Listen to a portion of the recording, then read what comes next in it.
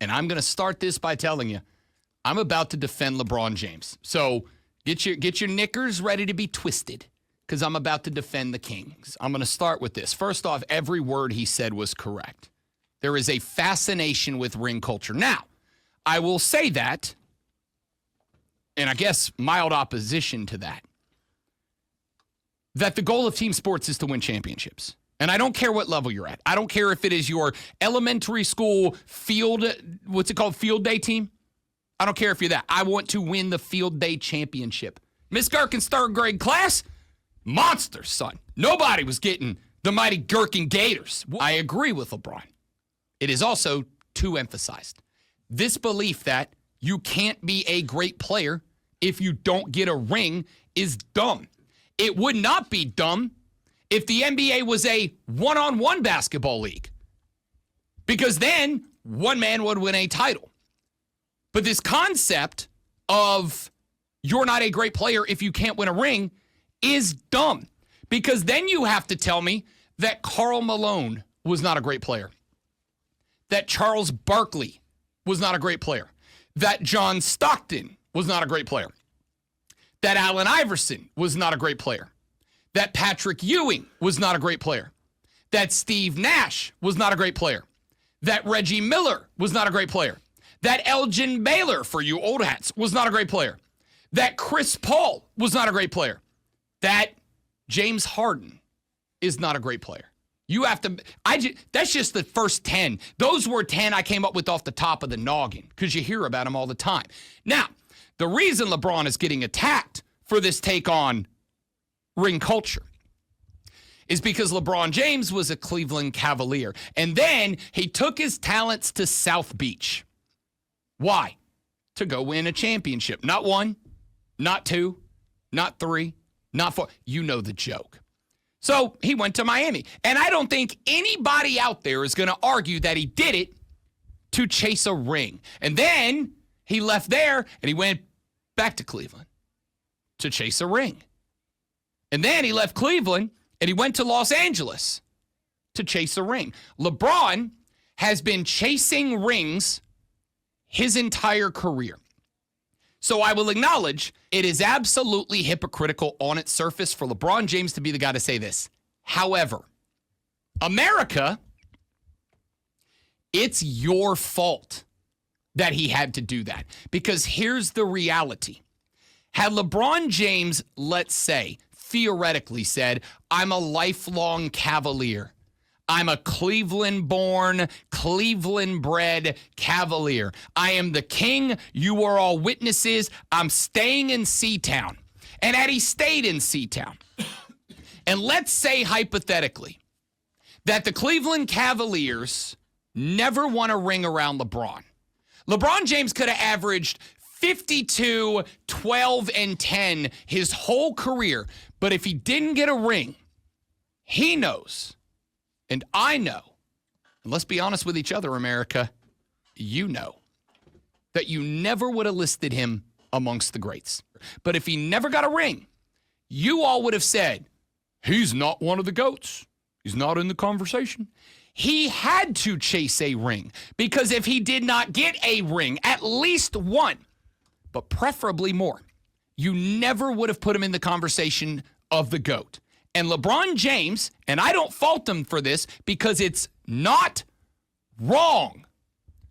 LeBron James feels like LeBron James should be in the GOAT conversation. But you, America, would never let him in the GOAT conversation if he didn't stack rings. So he had to do it, or else he just had to accept. He will always be called one of the greatest of all time. And you know how I know that that's true? Because at this point, those of you that are MJ stans, and I don't fault you for it. I grew up in the 90s. Where do you immediately run? Rings. You immediately run to rings. And you do not take into consideration the roster of great players that were with Mike. You just say rings. As if it is an individual stat. It's not. It is a team stat. I don't care if it is Kobe Bryant, Michael Jordan, LeBron James, or anybody else who has ever stepped on an NBA hardwood court, no matter how good they were, winning a ring is something that requires a good basketball team. There has never been a bad team with one star that won a championship. There's been a lot of bad teams with one star that made the playoffs, maybe even won a series or two. But there's never been a bad team with one star, no matter how generational they are, that also won an NBA Finals. It doesn't happen. There have been okay teams that have won NBA championships because of a great player. Jordan probably had one or two of those. Kobe had a couple of them. There have been some okay teams that were dragged to a title by a great player, but there's never been a bad team. So, anytime that the LeBron v. MJ discussion heaps up, which is all the time, those of you that are willing to roll up the sleeves and die on the hill that Michael Jordan's the GOAT, you immediately run to the rings as the number one reason why. So LeBron knew in Cleveland, if we win titles here, it's going to be because I dragged them to a title. The first title LeBron won, who was the best player on that team that wasn't LeBron James? He had some time with Kyrie, as Kyrie was a developing player, not final form Kyrie, developing player. The best big man that LeBron ever played with was Zydrunas Ilgauskas, Big Z. That's the best five he ever won a championship. Big Z. So we're just talking Cleveland here. Talking Cleveland. Because in order for LeBron not to be a hypocrite, the teams that LeBron was playing and winning with in Cleveland were like good teams. They weren't great teams. And so he recognized, and I think early in his career, I might get a ring or two here, but I'm not going to be building a dynasty in Cleveland. They are not going to build a dynasty around me, so I'm going to go somewhere they will. And he went to Miami to chase rings. Sure. Does that make him a hypocrite? I'm going to say no, it doesn't. And here's why. Because I think that you can believe that ring culture is overhyped, as I do. I think that you can believe that the narrative rings equal greatness is a bad flow of thought, and I do, and yet recognize that even if you dislike it, it is still the rule. For y'all, at least, it's the rule. So LeBron has two options. Number one, I can stay in Cleveland. I can win maybe a championship or two, maybe three, but I'm never getting to six. I'm just not in Cleveland. I played 20 years. I'm not getting to six. And if I can't get to six, I'm never going to have the opportunity to be in the discussion with Mike. I'm never going to get the opportunity to be in the discussion with Kobe, with Kareem, with the all-time legitimate GOAT bracket. I'm never going to be in that bracket. So I'm going to go get my rings.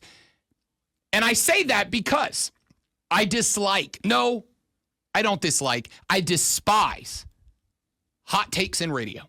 I think it's lazy radio. I think if you can't look at sports that are happening and craft good takes, craft good opinions, you don't know ball, brother. If you have to lean on it, if all you have is hot takes, you don't know ball, brother. I believe that in my heart. But sometimes, because even though I hate it, I also understand that once again, because of you, America, hot takes work. Stephen A. Smith ain't famous if y'all don't keep clicking on him. Stephen A. Smith is a nobody if y'all stop reacting to his dumbass hot takes. But you don't, and you won't. You have made it a rule that hot takes work in my industry.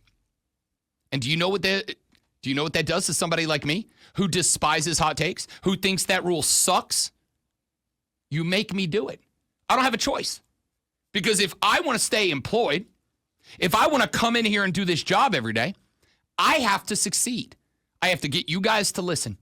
I have to get you guys to tune in. I have to get you guys to text and call and tweet and do all these things that I can then take that report to the boss and go, look, here's our engagement. And the boss has to look and go, hey, great job crafting that engagement. And y'all react to hot takes. So every now and then, and I'm pulling back the curtain, I am in defense of LeBron James. So I guess call me a cuck or whatever. I will pull back the curtain. Once every X amount of days, I got to craft a hot take. Do you know why? Because y'all react to it. Because if I sit here and I give you good takes, if I sit here and tell you what happened on the basketball court or what the real meaning of legacy is or whatever, y'all don't react. Because I'm going to say it's because you go, that's a great take, Rob. I can't add, so I'm not going to call. Can't add, not going to text. But when I come on here and say something that's real damn dumb as a hot take, my text line blows up. The phone lines light up. My phone starts beeping because I'm getting tweets. Y'all have made in the sports broadcast industry, I'm going total heel mode right now. Y'all have made it to where hot takes rule. I can't understand why Stephen A. Smith's famous. Because you keep tweeting him. End of discussion. If you stop doing that and the engagement goes away, so does his paycheck, but you keep doing it. LeBron's right. The only reason that ring culture is the main qualifier for greatness is because y'all keep saying it is, even though that's a bad thought process. And so LeBron had two options. Stay in Cleveland, don't chase rings, maybe win 3 or 4, never get into the discussion with Mike and Kobe and Kareem and these great players. Or chase rings, win them, and be in that discussion. Sometimes you can hate the rule, but recognize that if you don't follow it, you fall behind. Sometimes you can hate the system and recognize that if I don't play within the system, I'll never get ahead of the game. LeBron recognizes that. The ring culture argument is dumb because it's a team game. But also, if he doesn't go play that game, he never gets brought up in the same breath as Mike. America, it is your fault entirely. LeBron's not a hypocrite. He just understands the situation he's in.